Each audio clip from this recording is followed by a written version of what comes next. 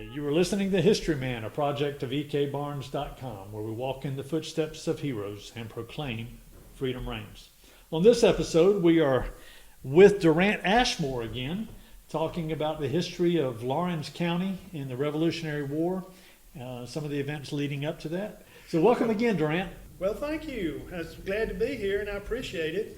So in our last episode, we talked a little bit about the regulator movement, and then we got into some of the struggles with the Cherokee here in the backcountry of South Carolina leading up to the Revolutionary War. Let's continue on that topic. Tell me a little bit more about the Cherokee. Well, you know, the relationship of the backcountry settlers to the Cherokees was the overriding concern in this area.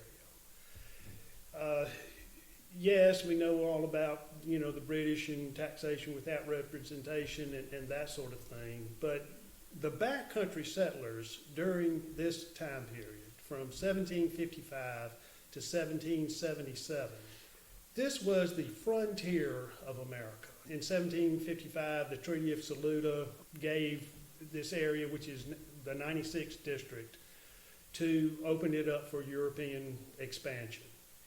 And during that treaty, the agreement was that this 8 present-day counties in South Carolina would be sold by the Cherokees for an annual shipment of shot and powder every fall to the Cherokees so that they could have their fall hunt and provide, at the same time, deer skins and medicinal plants to the colonial authorities for trade.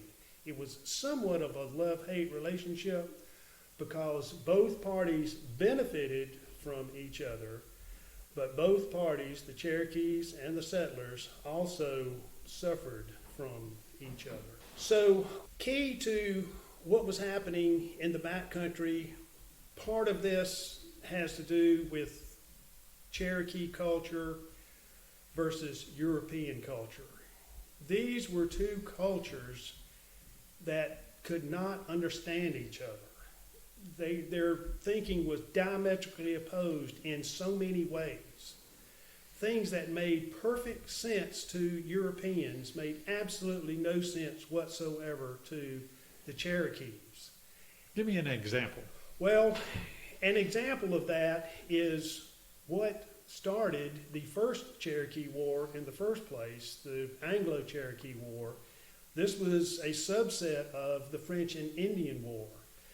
The Anglo-Cherokee War started in 1758 to 1762.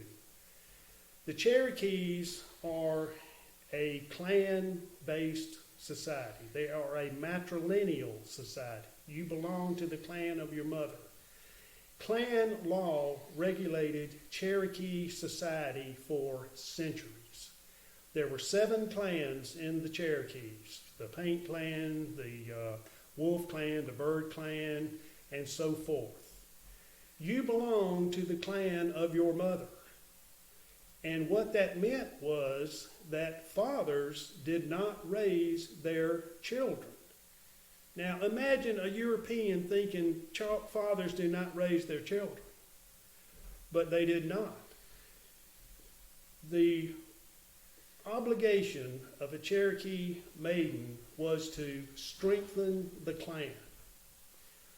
Her duty was to have the strongest clan possible.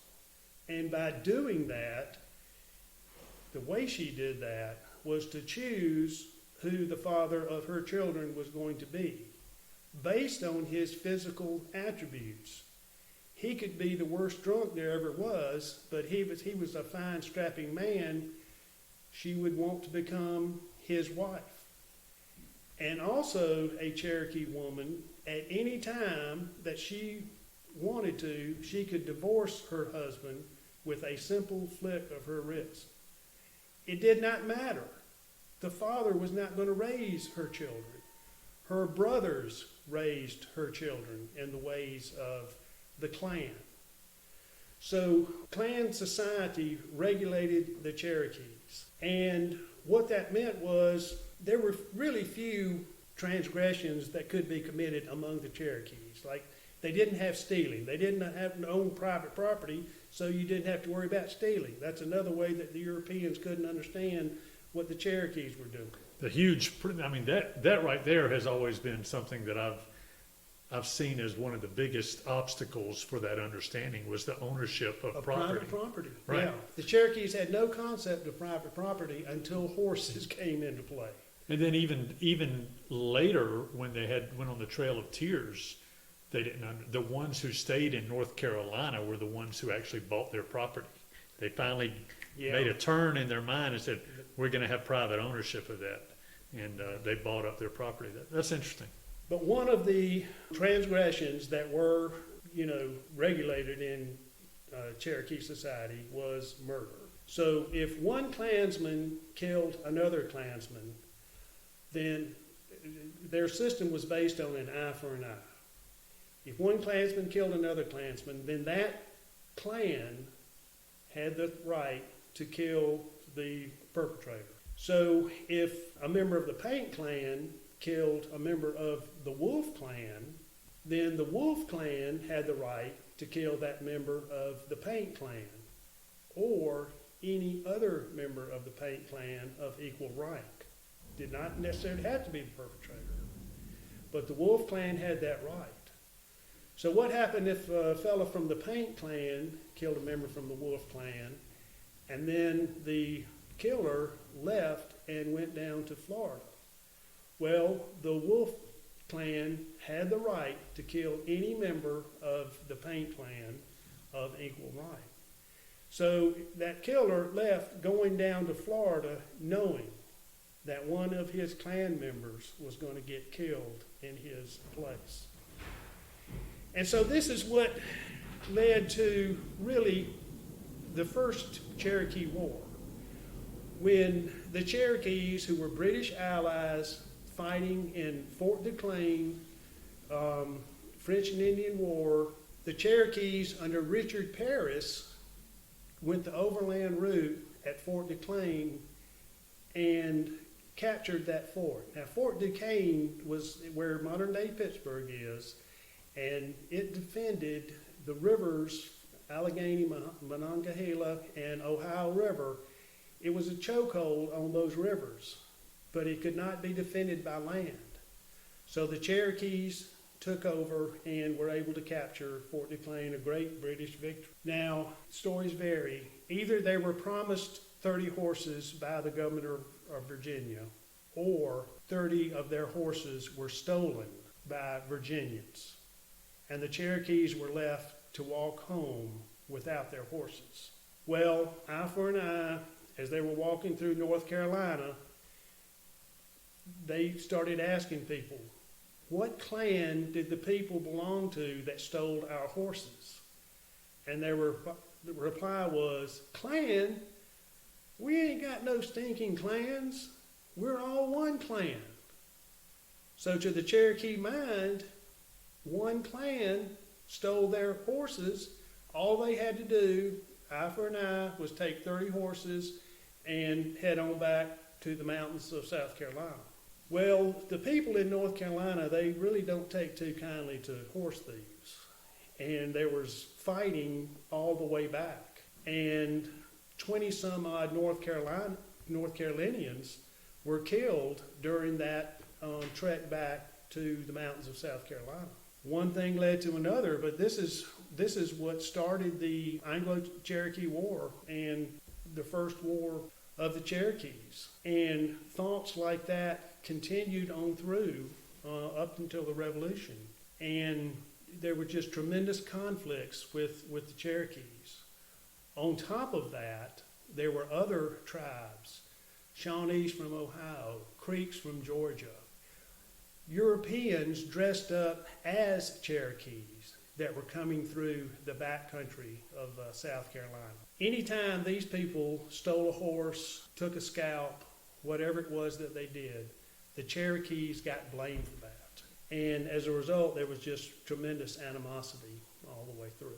That is phenomenal and a great encapsulation of kind of the environment that people lived here on the back country here in Lawrence, all the way up to Cherokee County, Spartanburg County, that area there. Right. It was It right was on the gruesome. edge of the Cherokee nations. These were the lower towns, right? There were That's lower, right, middle, and yeah. upper towns. And the upper towns were up in the mountains, the middle.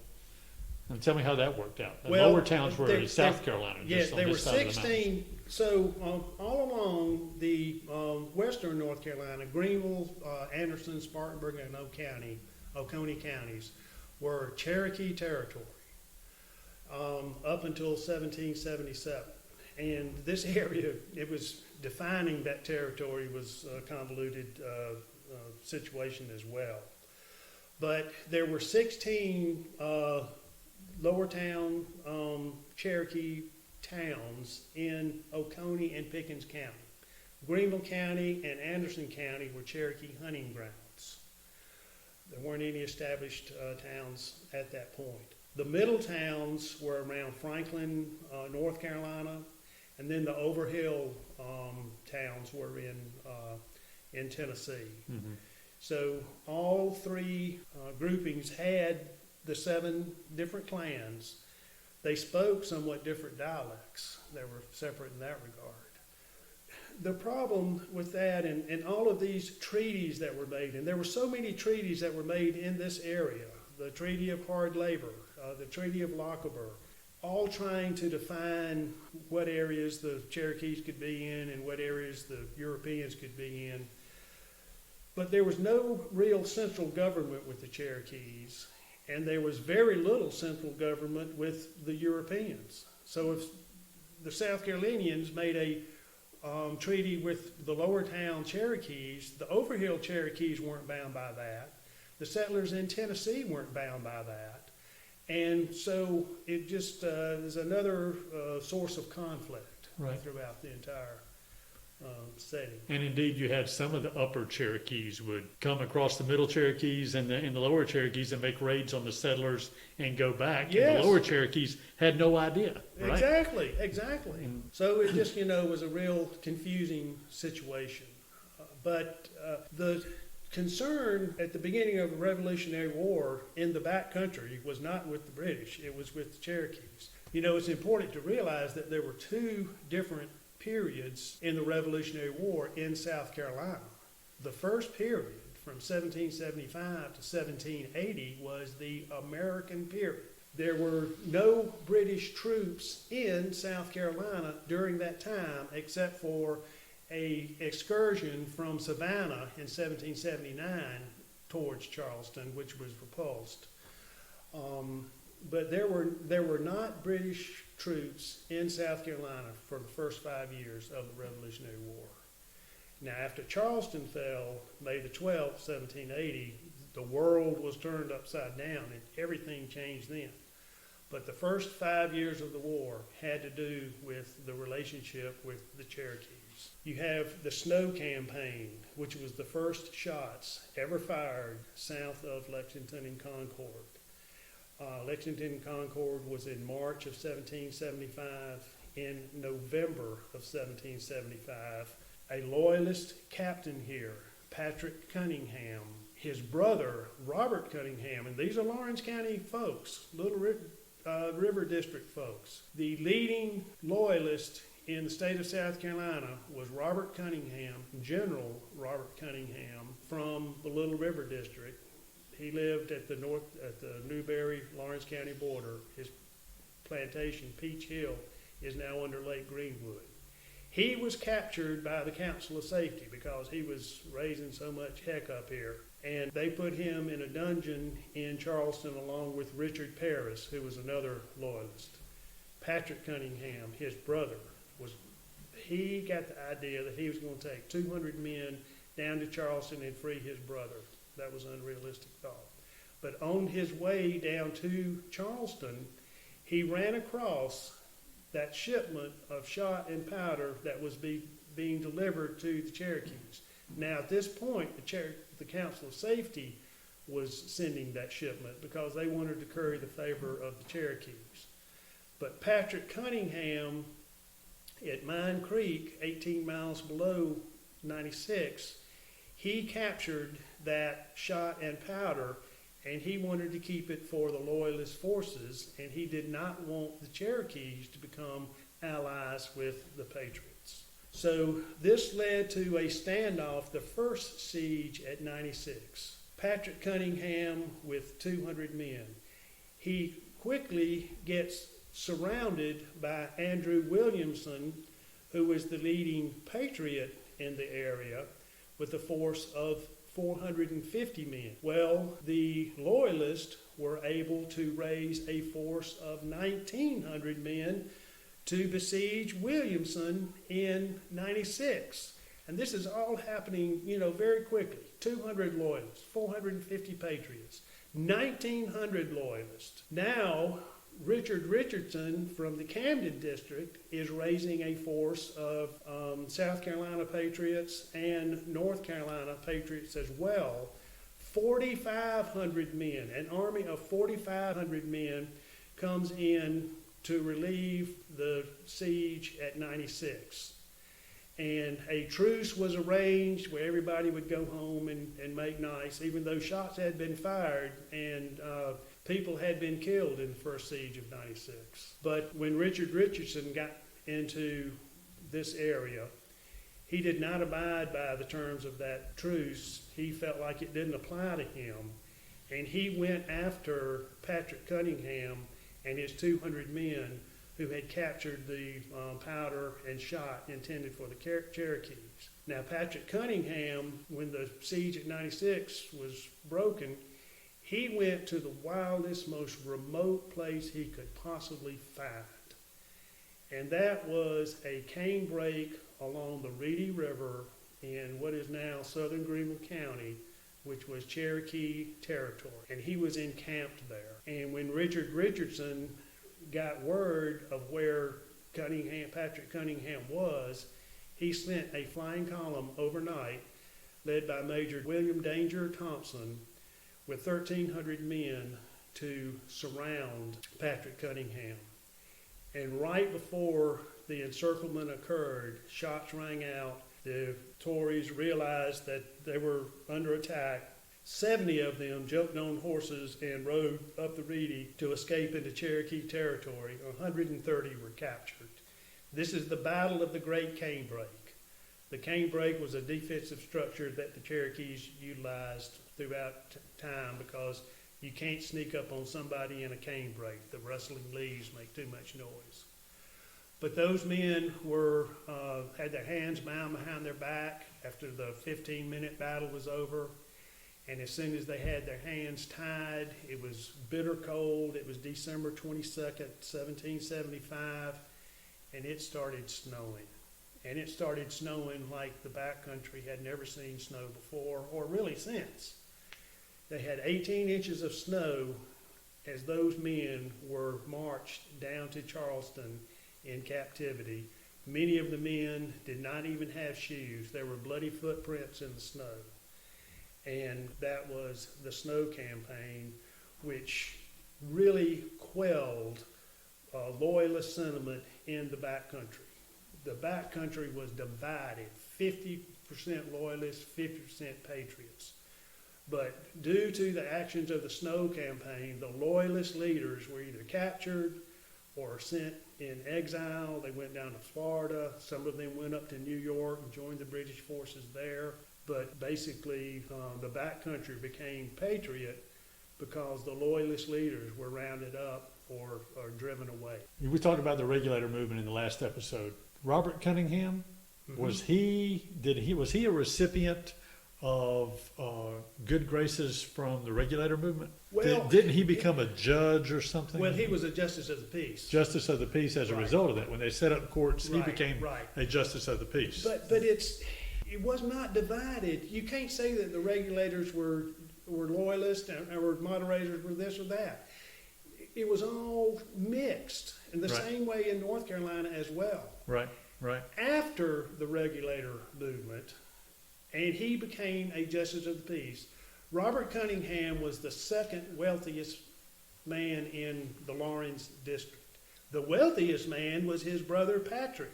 These were two of the leading men.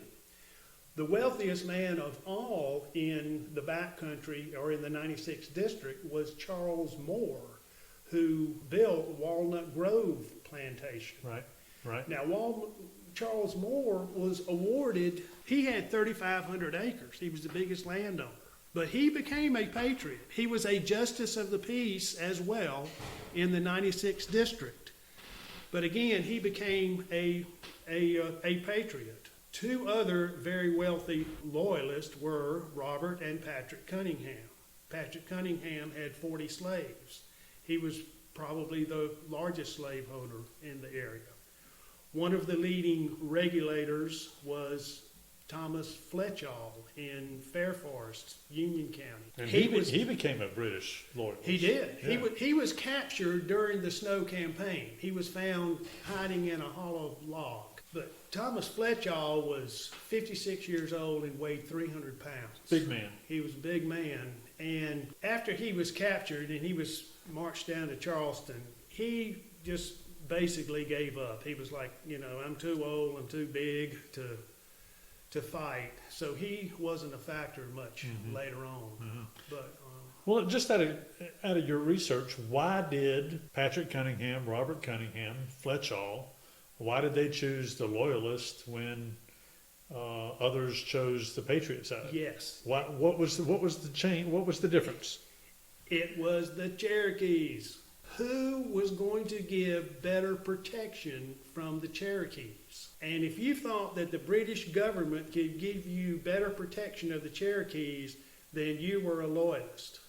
If you thought the British government had neglected the back country for decades the way they had, you were a patriot. The British, 1730, they made a law that there would never be expansion beyond the Appalachian Mountains. Well, if you wanted to expand beyond the Appalachian Mountains, here in the backcountry, you became a patriot. And but there were so many other factors as well. Jealousy. If you hated your neighbor and he became a loyalist, well, you're going to be a patriot because you want to take up arms against that guy. Sure.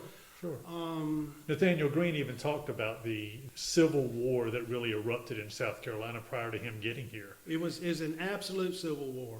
The first colonel that was elected in the back country, there was three people vying for this job, and one of them was Robert Cunningham as a colonel under the Council of Safety.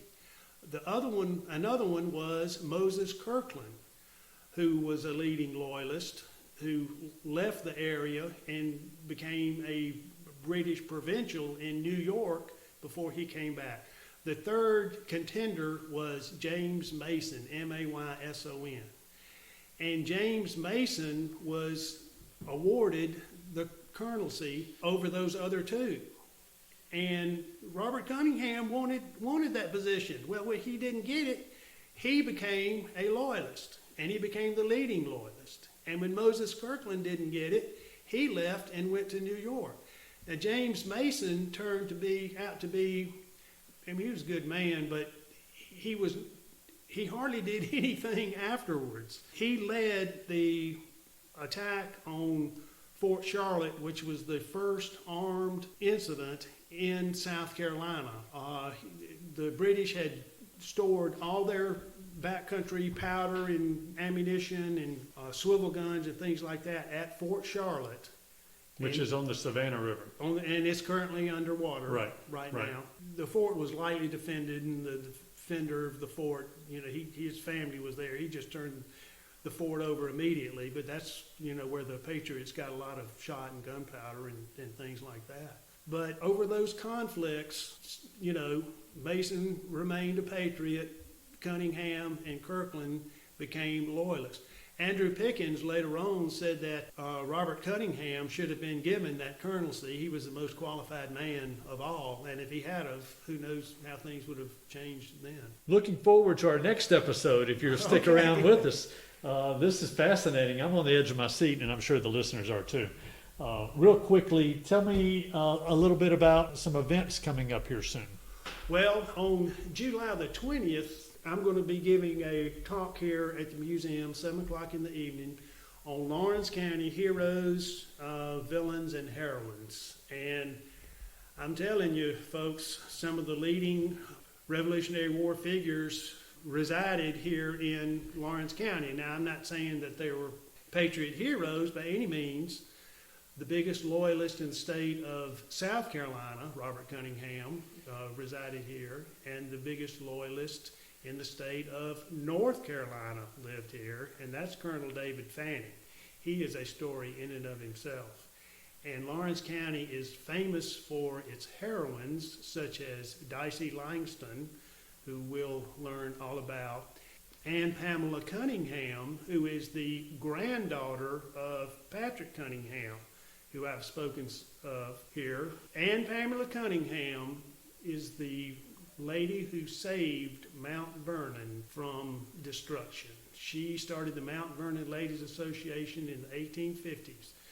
The granddaughter of the Loyalist captain Patrick Cunningham saved George Washington's mansion, and she's right here from Lawrence County. And that is when? That's July the 20th at 7 o'clock here at the Lawrence County Museum. And how would they reach Lawrence County Museum? And Lawrence County Museum website. That's lawrencecountymuseum.org. The phone number is 864-683-3678. And it's also on Facebook. very good.